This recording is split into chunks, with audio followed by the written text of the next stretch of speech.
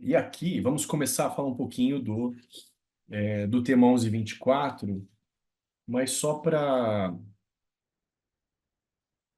ressaltar algo que eu falei agora há pouco, né? Lendo o livro da professora Melissa Foma, Atendimento ao Cliente Previdenciário, eu, eu assim, marquei assim para mim, gravei para mim com muita atenção o cuidado em relação à documentação apresentada pelo cliente. Então, ponto, só que eu queria só compartilhar com vocês assim. Sempre tive cuidado com isso, mas lendo o livro dela, recomendo que vocês leiam também. Então, assim, eu recomendo um grande cuidado na conferência da documentação apresentada pelos clientes a vocês. Então, a questão da autenticidade, que eu falei agora há pouco, conferência, cruzamento de dados com outros bancos de dados, Receita, enfim, creio que é um cuidado assim bem importante, né? Google Maps, a questão de convívio em comum, redes sociais, enfim, um cruzamento de dados assim, mais amplo possível que vocês puderem aí pensar, tá bom, pessoal? Eu creio que é um tópico aí relevante, né? Bem relevante para isso.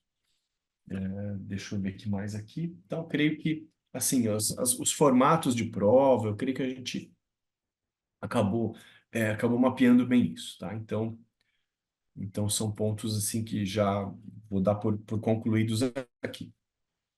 Esse tema nosso da prova exauriente, ele tem uma conexão gigante. A gente nem programou essa aula, né? Como o professor Rubim falou, a gente programou essa aula em novembro do ano passado. A gente nem imaginava, né, que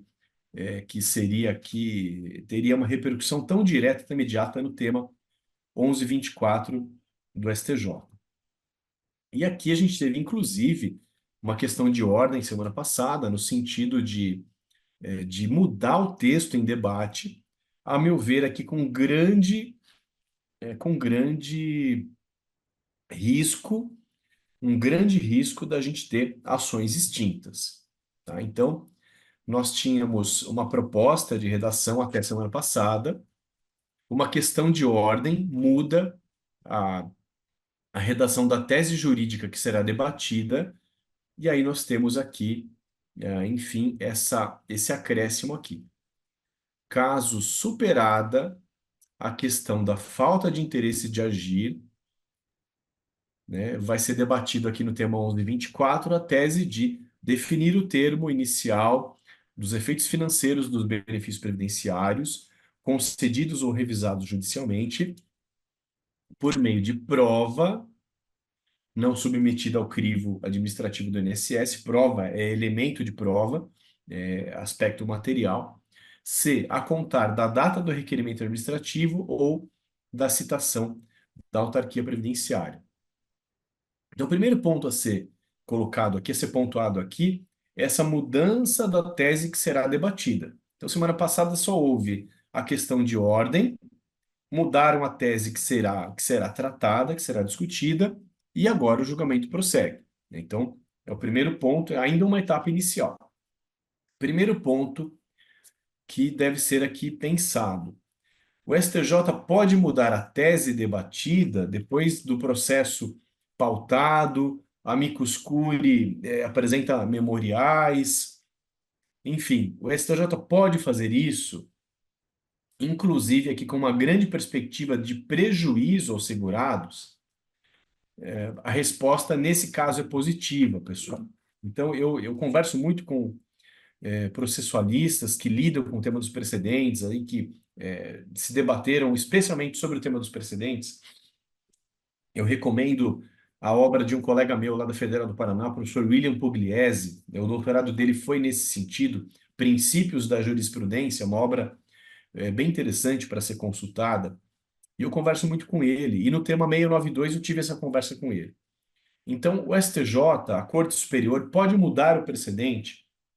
Eu posso ter um overruling que piore a situação do segurado. Eu posso ter aí uma tese mais prejudicial. Então, esse é um ponto básico aqui. O STJ pode fazer isso, porque o STJ não está preocupado aqui em produzir uma tese pior ou melhor. Ele vai fixar uma tese, ele tem essa autonomia, ele tem essa liberdade. Então, infelizmente, há esse desdobramento. O STJ pode mudar a tese colocada em debate. Ele tem essa liberdade. Artigo 105 da Constituição Federal, inciso 2. O STJ uniformiza o entendimento da legislação federal. Ele pode fazer isso, para bem ou para mal, tá? É aqui uma espécie de o Rubim está se coçando aí para falar. Aqui é uma espécie de pré-overruling. Ele ia fixar uma tese, ele já muda a tese possível já antes da fixação da tese. Muito complicado isso. Tem um certo efeito surpresa. Os amicus curiae já tinham se posicionado, apresentado memoriais, conversado nos gabinetes, o processo tramitou até o STJ e, de repente, muda a tese que será debatida. Bem complicado isso. E aqui, nitidamente, em prejuízo do segurado. Rubinho, eu sei que você quer falar. É, é o tema, então, importante aí, né, que o pessoal comenta bastante e a gente sempre faz alguns vídeos no YouTube atualizando esse aspecto aí do tema 1124. É, eu acredito que essa novidade agora que aconteceu no mês de maio, né?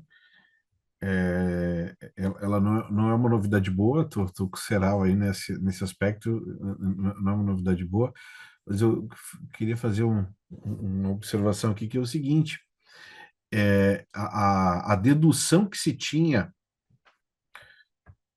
do tema 1124, pela forma do objeto dele anterior, né? Eu, por exemplo, professor Serral e colegas que nos acompanham aí, eu tinha exatamente eu dava essa interpretação de que se o debate do tema 1124 era com relação a novos meios de prova não submetidos ao crivo administrativo, se era para contar do requerimento ou da citação, que estava superada a questão da ausência do interesse. Pelo formato do tema, né, a gente tinha como uma orientação às instâncias inferiores de que, na verdade, o fato dessa prova não ter sido levada na via administrativa não fazia com que estivesse caracterizado qualquer problema envolvendo o interesse em agir, né? Como condição da ação, presente lá no artigo 17 do Código de Processo Civil, presente lá no artigo 485, inciso 6º, quando é justamente uma das hipóteses do 485, de extinção sem julgamento em mérito, né? De prolação de uma sentença terminativa. Então, me parecia que estava no bojo, né, toda essa questão.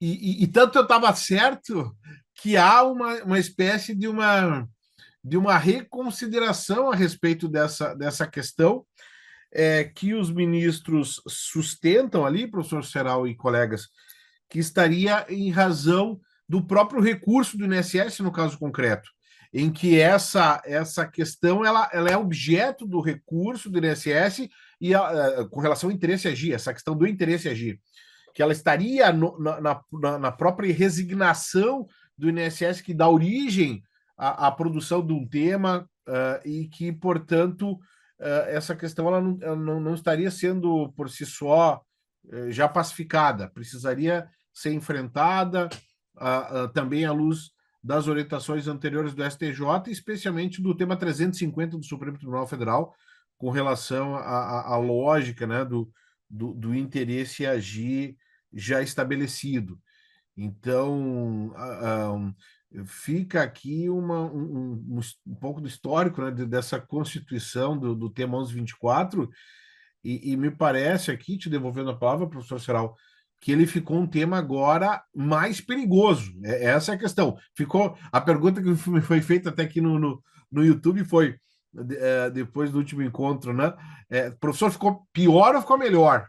Né? Essa questão da, do formato do tema 1124.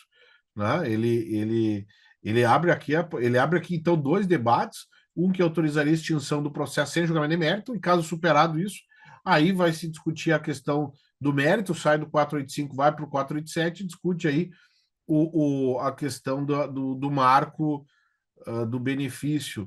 Então, para o segurado ganhar agora essa tese, ele vai ter que passar por dois pente finos, digamos assim. Um pela questão do interesse e a outra pela questão e a outra pela questão do exame do mérito e a limitação à citação no processo judicial, né? Agora,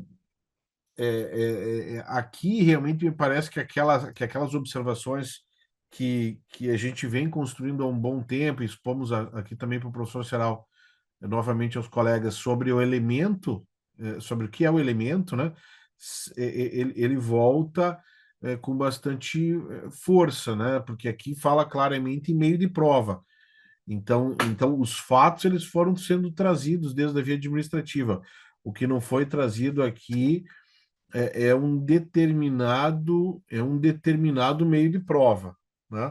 Porque a gente sabe que se eu não tivesse trazido um elemento de fato, realmente um fato jurídico, né? É, de uma maneira mais evidente, me parece que eu teria um problema de interesse em agir, né? Eu não trouxe um fato jurídico, eu não trouxe algo que eu deveria realmente ter colocado o INSS num primeiro momento, né? Então não é esse o debate, e o meu receio é que seja feito um debate superficial, equivocado ao ponto de confundir essas situações. O que não passou pelo crivo da via administrativa é uma prova, mas de um fato então já trazido, ou seja, um fato velho já exposto, já colocado, né? Ou realmente o que eu não tenho na via administrativa é só uma prova, então de um fato apresentado desde a petição inicial na via administrativa. É diferente, então, de eu ter um cenário em que eu não trouxe o fato desde a via administrativa e trazer agora na via judicial me parece que comprometa realmente essa questão do interesse em agir. Então, são vários debates que me parece que eles surgem a partir do momento em que é resgatada essa questão aqui, professor, será uma primeira exposição assim que revela o tamanho da dificuldade no julgamento desse tema aos 24, né? E que me parece que a partir daqui, os amigos curiae, os interessados, todos vão repercutir no processo essa dificuldade nova trazida, esse novo elemento, porque, ou seja, se botou um monte de coisas para dentro do tema agora e isso vai causar, evidentemente, a necessidade de serem feitos novos debates. Eu concordo integralmente contigo, Rubim.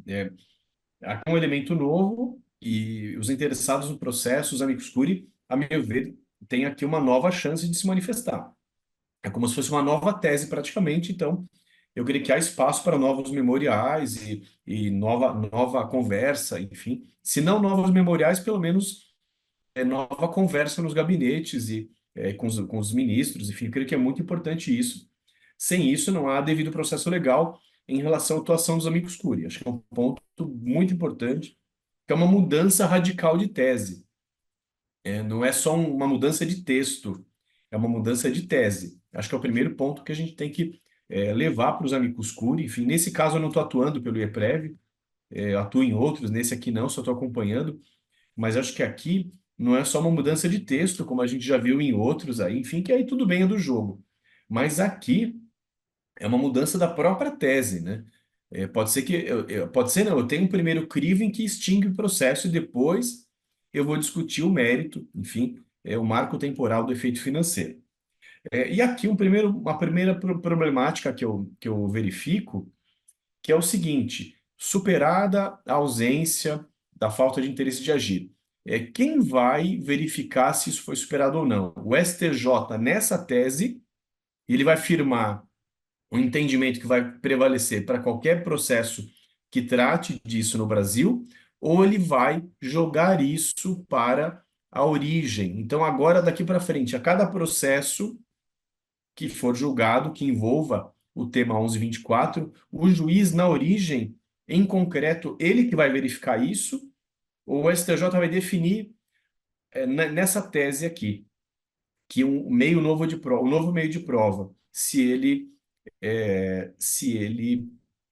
enfim, isso sempre vai ter ausência de interesse de agir, ou não, né? Não vai ter ausência de agir. Então, uma primeira dúvida que eu coloco aqui: o STJ já vai definir isso previamente, vai fixar isso na tese, sempre vai ter interesse de agir ou não vai ter interesse de agir, ou ele vai jogar para as instâncias de origem. É um primeiro ponto bastante relevante. Isso já vai ficar fixado no tema 24, ou no caso concreto, cada juiz de cada vara juizado, de cada, enfim, vara federal vai definir isso no Interessante. caso concreto. Oi? Interessante. Eu confesso para ti que do jeito que ficou a posição, professor Saraiva, colegas, eu não imaginei coisa diferente que não fosse o STJ já fixar dentro do tema 1124 essa circunstância. Mas daqui a pouco pode ficar uma situação de jogar para instâncias ordinárias, o que ficaria mais problemático, me parece, como uma ideia de formação de precedente, né? Geralmente o precedente ele determina o que a instância inferior vai fazer, né? E talvez um conceito geral aqui, me parece, essa me pareceu a primeira ideia, um conceito geral de determinar que se a prova não apresentada na via administrativa, ela de alguma maneira, ela representa uma ausência de interesse em agir, né? Caindo aí no nosso, exatamente no conceito da nossa aula de hoje, pensada lá em novembro do ano passado. Se tu não tiver a prova exauriente, né? Tu pode discutir, evidentemente, a prova exauriente, mas tu não poderia, sem a prova exauriente, ingressar em juízo, né? Sob pena de caracterização de interesse agir, extinção sem julgamento de mérito e levar essa prova complementar para a via administrativa primeiro. É a percepção aqui da Andréia, né, que fala da necessidade de um processo bem instruído, e da Alessandra também, né, que entendeu a justificativa, né, e a importância da aula de hoje, né? Agradeço aí às meninas também por esse carinho, né? Mas é isso. Eu aqui, Rubem, eu tenho essa preocupação inicial. O que vai ser colocado aqui no STJ? Superada a ausência de, Boa, de interesse de agir.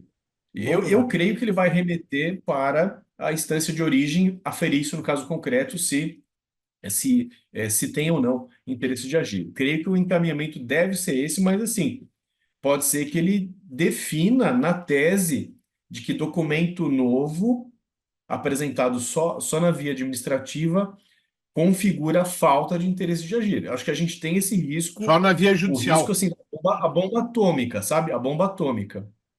Não, mas Oi, Rubinho. é que tu falou só na via administrativa. Prova nova só trazida na via judicial. Não seria isso? Isso. Eu acho que assim, ainda há o risco do STJ fixar uma tese nesse sentido. Olha, prova nova só na via judicial, não tem interesse de agir. Eu acho que há um risco. Eu acho que é um risco remoto, mas que vem um histórico, né? Não é um debate que começa agora. Eu acho que há um risco remoto. Eu não creio que vamos chegar nisso. Porque tem toda uma discussão que é do efeito financeiro. Esse elemento novo me preocupa. Eu creio que não vamos chegar nisso. Mas, assim, um risco remoto, eu vejo. Eu vejo. Tá? Mas eu não creio que vai chegar nisso, porque já vinha um debate sendo construído limitado ao efeito financeiro. É aqui ou é ali. Então, eu não creio que a gente vai ter uma virada de jogo total. Mas, assim, depois do tema 1102 do Supremo, uma virada de mesa completa não seria surpreendente. Então, há um risco, sim. Por enquanto, eu creio que é remoto. Mas, assim, a gente tem que ter muita atenção com relação a isso. Não quero fazer aqui terrorismo, só quis pontuar algumas questões processuais que eu verifico aqui. E a gente agora tem que aguardar as cenas dos próximos capítulos, né? E uma atuação dos amigos curi forte para mostrar o absurdo disso, enfim, e para que a gente volte a falar apenas do item 2, que é o marco temporal do efeito financeiro, do meio novo de prova ou lá da DER, né? Então, para a Mas gente chegar numa discussão mais adequada. ali da pergunta da Andrea sobre o tema do ajuste no pedido, que a gente fala bastante também, que seria uma decorrência de fazer uma adaptação do pedido da inicial de acordo com o conjunto da postulação, que seja isso, de acordo com as provas que vão entrando no processo e que vão alterando, eventualmente, uma ideia de qual seria o benefício mais adequado àquela realidade, né? Eu te faço a seguinte pergunta, assim, professor Serral, sobre essa expressão meio de prova. Por exemplo, a perícia judicial. A perícia judicial, ela nunca teria na via administrativa esse formato de meio de prova, né? Quando é que o enunciado fala em meio de prova não submetido ao crivo administrativo, será que eles não estão falando de prova documental que poderia ter sido apresentada na via administrativa, de documentos, por exemplo, um PPP e tal? Porque a prova pericial não poderia ter sido apresentada na via administrativa. Então, nessa pergunta da Andrea, a prova pericial ela é específica da via judicial em decorrência de exames daquele fato trazido. Por isso, de novo, a ideia do o fato é velho, mas a prova é nova. Mas a prova pericial é uma prova nova, mas é uma prova que não poderia ter sido formulada na via administrativa. Então, uma prova pericial, ela vai alterar agora o marco do benefício da aposentadoria especial, porque a prova pericial apresentou uma ideia de atividade especial que não foi comprovada na via administrativa. Olha a loucura de quão aberto é esse tema sob essa perspectiva, professor Serol. Sim, né? E aí pode, né, pode levar a interpretações absurdas, né? É aquela chamada interpretação absurda, que não tem sentido, que não se justifica, que, né, não tem a ver com a realidade, enfim. Nesse sentido, né, se lembrou bem, a prova pericial, a própria prova testemunhal feita em juízo pode recair na mesma questão. E vale a pena lembrar aqui o tema do STJ, a súmula, que eu não lembro agora qual é, acho que é 576 ou 577, que diz que nos benefícios por incapacidade, a data de início do benefício não é a data de juntada do laudo, é a data da citação, se a gente não tem a prova da DER. Foi uma discussão que a INSS pretendeu. A data de início do benefício apenas na juntada do laudo pericial e não na data da citação. O INSS bateu forte nisso, levou até o STJ, tanto que temos a súmula aí, né? Então, a gente pode pensar, pode raciocinar da mesma forma. Essa prova pericial realizada no processo, é claro que, em essência, ela é uma prova nova, porque ela foi feita mais para frente. Mas não tem sentido eu não retroagir isso, porque essa discussão, esse argumento já vem sendo debatido desde lá atrás, desde a DER, desde a citação, no mínimo. Então, seria realmente a chamada interpretação absurda, né? Eu creio que a gente pode começar a pensar respostas a partir disso. Boa. A súmula, a André está ajudando aqui, a súmula 576, ausente Ah, requerimento administrativo do INSS, o termo inicial para a implementação de aposentadoria por invalidez, benefício definitivo, né? Concedida judicialmente, será a data da citação válida. porque se pretendia que fosse na data de juntado do laudo. Então, é um raciocínio interessante que a gente pode trazer para cá também, né? Sim. Não é a prova, né? O documento, né? O meio de prova. É o debate, né? É o argumento, é o elemento ali do direito que eu estou discutindo. O interesse de agir, se a gente volta para a ideia de lide, a ideia de interesse processual, lá o artigo 17 do CPC, isso vem do CPC anterior, né? Não dá para reinventar a roda, há uma tradição. O que é interesse de agir? Interesse processual. Até pegando aqui o gancho que a tese do STJ não fala em interesse processual, que é a linguagem atual do CPC. Interesse de agir, linguagem do CPC de 73. Interesse de agir é em torno de um direito, não em torno de uma prova, de um meio de prova, de um aspecto, de um item de prova. Então a gente tem aqui que relembrar os conceitos. O que é o interesse de agir? É uma disputa sobre um direito, não somente sobre a prova. A gente tem que voltar algumas casas nesse tabuleiro e lembrar o que são os conceitos efetivamente. E eu acho que é bem importante isso, né? O próprio conceito de direito adquirido, né? Direito adquirido e prova do direito adquirido. Enfim, são questões assim antecedentes. Voltar algumas casas no tabuleiro. E Eu o, creio que é e o bem tema, o importante a tema gente. 350 da STF não mexe nessa estrutura conceitual que tu apresentaste agora, Eu, professor. eu, eu acho que ele mantém bem isso. Eu acho que ele vai bem no conceito raiz aqui, Rubim, que ele fala, você tem que postular perante o INSS o benefício. Não postulou, carência de ação. Postulou, pode judicializar. Ele não fala da prova. Ele não fala da prova. Ele fala, vai para ele, bate na porta do INSS. Negativa ou atraso, pode ir para o judiciário. Ele não fala do item de prova, do elemento de prova. Ele fala de pedir o direito. Ele mantém o conceito clássico de interesse processual. Qualquer manual clássico que a gente pegue vai trabalhar nesse sentido. O interesse de agir é em torno de um direito meu, me aposentar, auxílio-doença, pensão, enfim, um direito, não a prova. A prova demonstra o direito. Acho que a gente tem que retomar aqui esses conceitos clássicos aqui. Como você falou, elemento é uma coisa, o item de prova, o meio de prova é aquém, né? Ele é menos, né? Muito bem. Com relação a esse tema, superada a questão da ausência do interesse em agir processual, uma conclusão tua, já, o pessoal já começou a elogiar a aula, já querendo se despedir aqui, que batemos Ô, meio-dia, louco, é o café frio, batemos né? A gente tá quase meio-dia no. ao vivo aqui, pessoal que também está acompanhando a gravação, está acompanhando um corte aqui que a gente possa fazer com relação a esse ponto. Siga aí acompanhando aqui a nossa atividade. Essa é uma oficina prática, trazendo o professor Será, uma das grandes referências aí nacionais do processo previdenciário, para dialogar com a gente.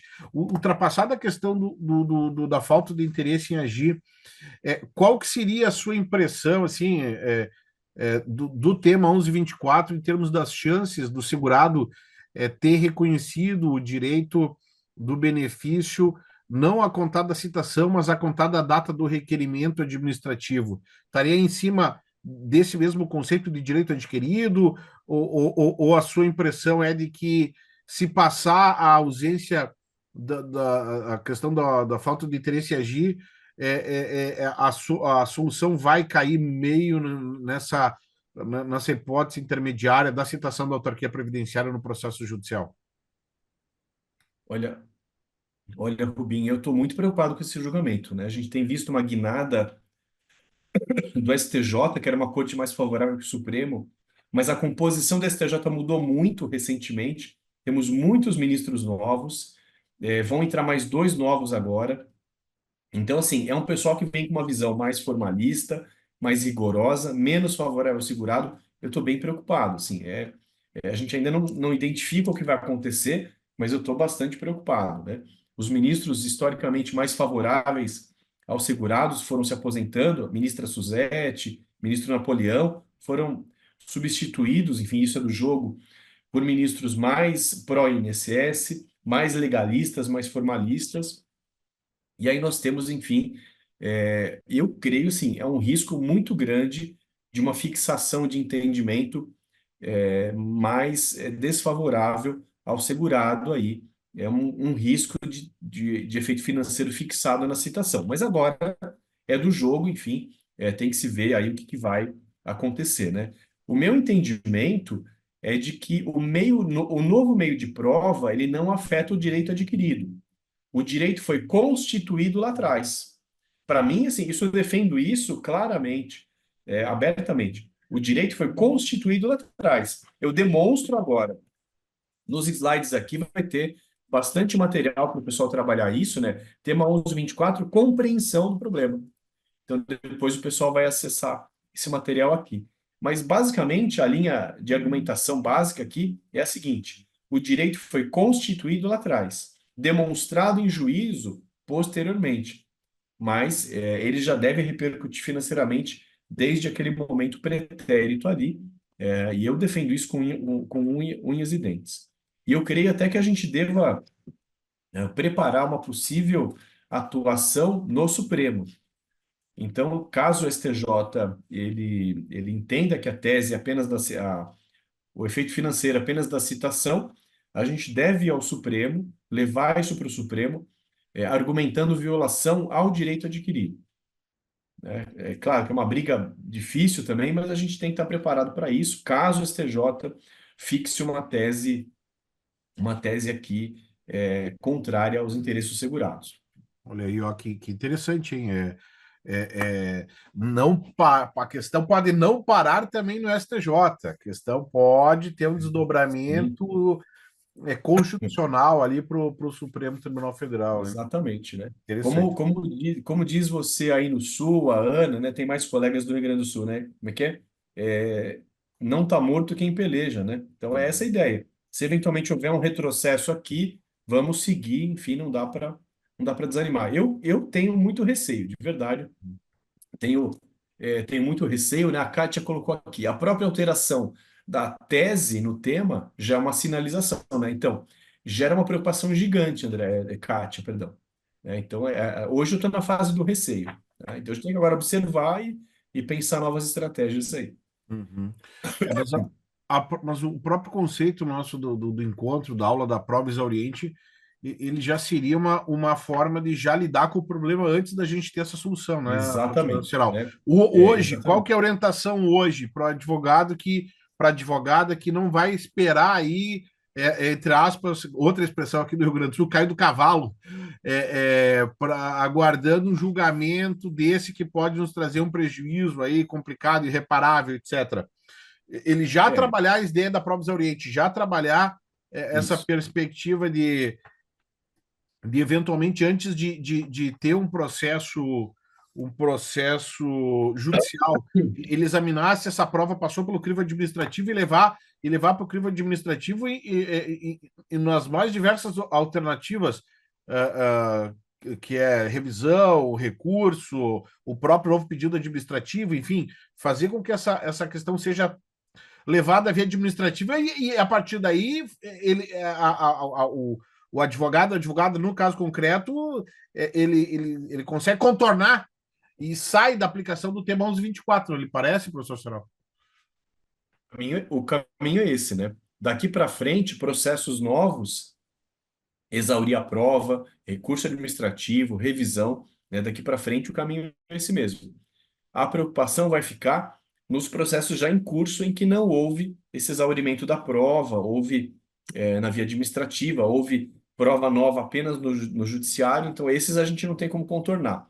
Não sabemos se vai ter algum tipo de modulação aí na tese, então seria uma preocupação para os processos em curso, novos processos, a recomendação aqui para os nossos estudantes da oficina de hoje, para quem assistir posteriormente, é isso, a ideia da prova exauriente mesmo. Não tem como escapar disso, vai ser a estratégia fundamental daqui para frente. Olha que legal, só dessa última parte da conversa, hein?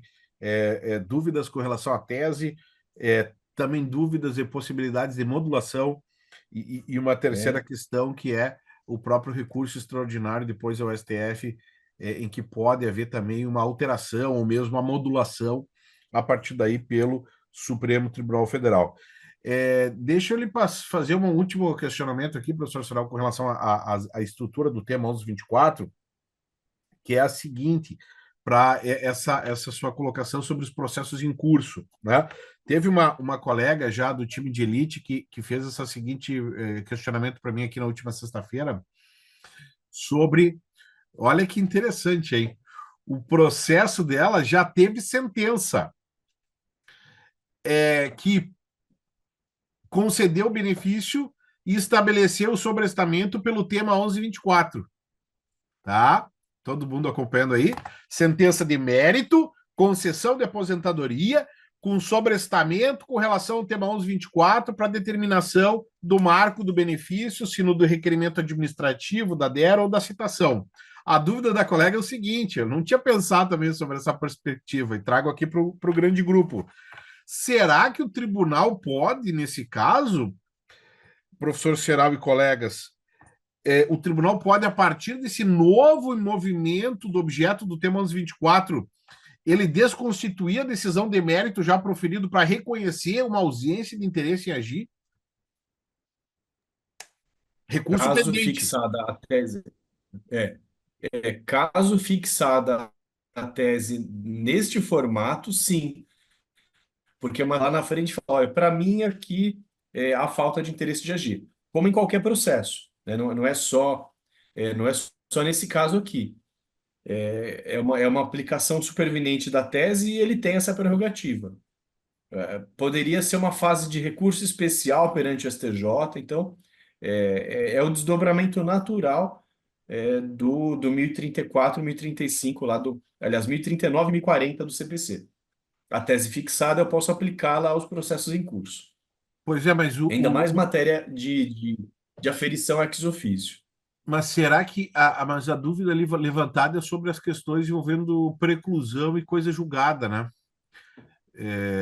Ali, porque imaginemos ali, professor Seral, imaginemos que o caso ele não tenha recursos a respeito desse ponto do interesse agir, até porque não fazia parte da tese, né? Essa é a questão, se o recurso ele não envolve exatamente o tema da extinção sem julgamento de mérito, né? E aí eu continuo tendo as minhas dúvidas, as minhas hesitações com relação a isso, porque uma coisa é respeitar o precedente com o processo em curso, outra coisa é desconstituir os institutos processuais da preclusão e da coisa julgada em razão de uma mudança ulterior do objeto do precedente, né?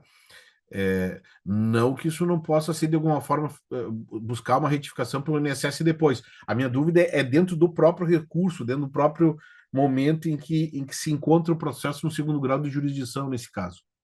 Sem objeto de recurso pelo INSS, acho talvez eu fui um pouco rigoroso aqui, né? Talvez a gente possa dar mais atenção a isso. Vou refletir um pouquinho a respeito disso aqui, mas é o item ainda. Será que o tribunal pode aferir isso de ofício? Será que tem que ter recurso do INSS? Então, é isso que tem que ser pensado aqui pelos colegas aqui. Perfeito, porque pegando o processo em curso, não tem dúvida, mas é o É, processo em curso em que aquele tema está sendo discutido, né?